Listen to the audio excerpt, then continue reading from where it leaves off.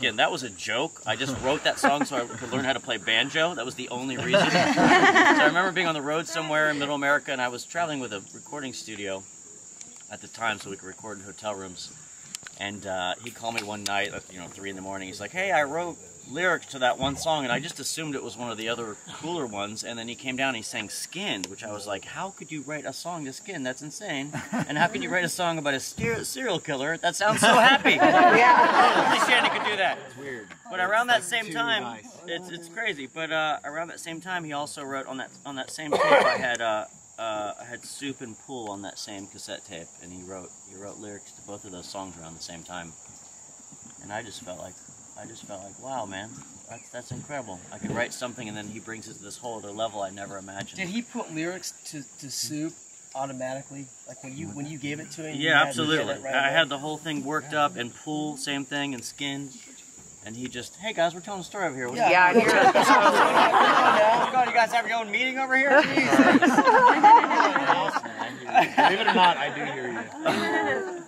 Sorry. But yes, yeah, he would just, I would give him a cassette tape with these songs that were kind of fully fleshed out, and he would just write lyrics and then come over to my room and we'd record them, and they would be perfect, quite honestly, you know what I mean? Like, he just blew my mind. There was never... He would just sing them once, and I'd be like, "Wow, that's just magical." He didn't change the melodies. Oh no, it was always just what it was. He worked it up, and we recorded it, and a lot of those demos are actually out on the internet these days, and they're just identical to the recordings of the record, really. What's interesting is, for me, and I'm sure a lot of people feel this way, like a conundrum for me is Soup, the song Soup, and you and I have talked about this for a while, but the song Soup didn't go on the album Soup, and I always Pool for that matter. And I always wonder until we talked about it a little bit. I think a lot of these people don't know about it, but maybe could you explain a little bit? No, I can't. Okay. It's that gritty. Okay. Well, yeah, I don't want to air dirty laundry. You know what? Hey, here's the truth. We wrote a lot of songs. It was a period of time when we were really creative. And I think we had 26, 27 pieces of material for the Soup record. So there was a lot of stuff, and we were all songwriters. So it was, wrestling matches, and it was but like. The song Soup. Well, yeah, I know. Yeah, I agree. It would make sense. It's a no-brainer. Yeah, I was the smallest guy, so I got out-wrestled. You know what I mean? I lost every battle, every arm wrestling match. I lost every time. So my songs didn't make it on the Soup record, but that's what all did Shannon feel about that? How did he feel about the song Soup? I don't know. Did he love that song? Yeah, we both loved it. I remember the night we finished it was actually in Mammoth. I love that song. I love that you. song. Thank No, you, don't thank play. you. Keep talking. I like it. No, we finished it. My aunt had a place in Mammoth, like a little ski lodge-y sort of place, and Shannon and I went up to Mammoth to finish some of these songs, to record like demos. And I remember the night he sang that Soup.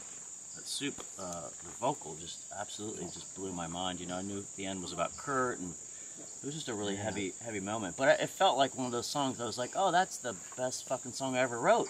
That's how that felt when we finished that one. I was like, oh, that's going to be hard to beat. Yeah. I don't know that I've ever beat it. I feel that way. Yeah, I feel that way too. For me, Soup is my favorite song that I ever wrote. Did he seem bummed that it didn't go on the Soup record? I don't remember. There was so much great material for that record, quite honestly. And there's still a lot of extra stuff. I love a song called Swallowed, and there's a lot. There's so many great. Do you know what took the place of Soup? I don't. Yeah. And if I did, really I wouldn't say. You wouldn't say. I knew you wouldn't. I would say. Hey, but in the end, let me tell you something. In the end, it came out on Nico, which is an incredibly special record. These are songs that we didn't. Some of these songs we didn't know exist. Glitch is one of my favorite songs ever, and I never heard Shannon ever sing it. I thought I knew every Shannon song. When he passed away, Mike Kelsey gave us these recordings, and Glitch just knocked me out, because for me, I thought that would have been our next record, you know what I mean? Like, so the idea of, like, that's what Shannon was working on for the next record, it's a real bummer for me, But it's great that those songs are named after his daughter, the record is. Yeah. And I'm super, it's an amazing record. It is, I know. And Hell, even Hell, I don't remember him singing Hell around either, but so all these great songs came out after he passed away, and it was such a gift to us to hear these incredible songs, and frustrating because I imagined what our next record was going to be. Because that's really the beginning, and Nico is really what we were going to go on to do, you know. And is it a regret for you that you didn't put Soup on Soup? well, it is for me. But maybe not. No, I'll take it back. I know it is for Raj, because I've already talked about it. Oh, really? Raj, yeah. Where are the Mammoth sessions? Because that is so rare. Like, I don't think anyone has it. I don't Really? I don't have that at all. The Mammoth sessions, like, I've heard of it, and no one has it. I never heard of Could you that. release that on Monday? Yeah. Yeah, you know what? I will release that. Those are all my recordings that Shannon and I did in Mammoth. Can you release it for us? I will. Please. I actually will. Oh, cool. For me, that was my favorite time with Shannon. I will. That's one thing She has to do it. I recorded it. What's that? It's like how Led Zeppelin did House of the Holy, but didn't have the song House of the... For me to go to Mammoth with just the two of us, I felt like I got to get him by myself for a couple weeks, and it was really my favorite time with Shannon was Mammoth.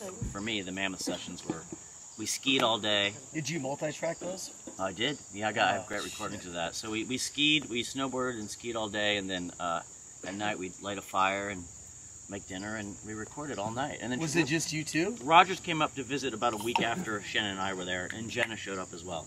But it was really just Shannon and I kind of drove up together, and for me, I was like, I get him to myself. I don't have to share him with everybody. All right, here you go. He's all yours too, but I wanted him to myself. Who wouldn't? And we got a lot done.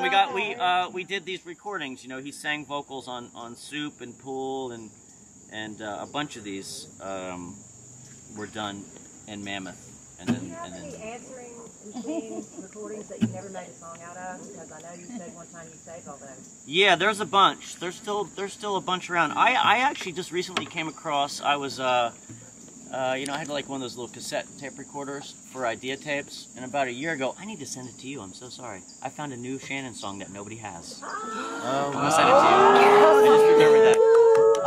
It's a great. Within 10 years. It's a great song.